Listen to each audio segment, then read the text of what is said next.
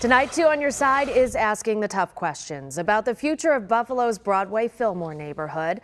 At this time of the year, we talk about how packed the Broadway market is. But when it's not a holiday season, that area can be a ghost town. So, is anything being done to bring this neighborhood back to life? 2 on Your Side's Danny Spiewak gets answers. It's Good Friday, and this is by far the busiest day of the year at the Broadway market. But this neighborhood is much more than just the Broadway market. If you come back to Broadway Fillmore next week, you'll find a lot of activity. You just have to look around.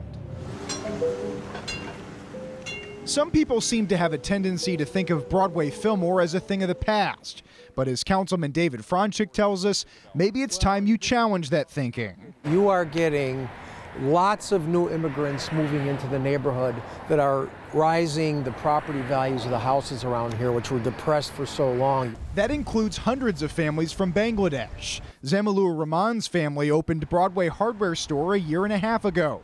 It's one of many immigrant-owned businesses in Broadway Fillmore. Our neighborhood is good. They come into our store and buy the stuff, and they are happy. We are happy. They're opening businesses, pizza parlors, their own restaurants, hardware stores, drug stores, and they're buying houses at a very large rate. I see a little change, you know. I've been over here for 32 years, but, you know, the crime went down a lot, you know. It's quiet, better than it was 20 years ago. Private investment has followed. For example, developers want to spend $10 million to turn these Beck Street towers into affordable housing. 459 Broadway has a prospective buyer, and then there's 998 Broadway. 998 Broadway in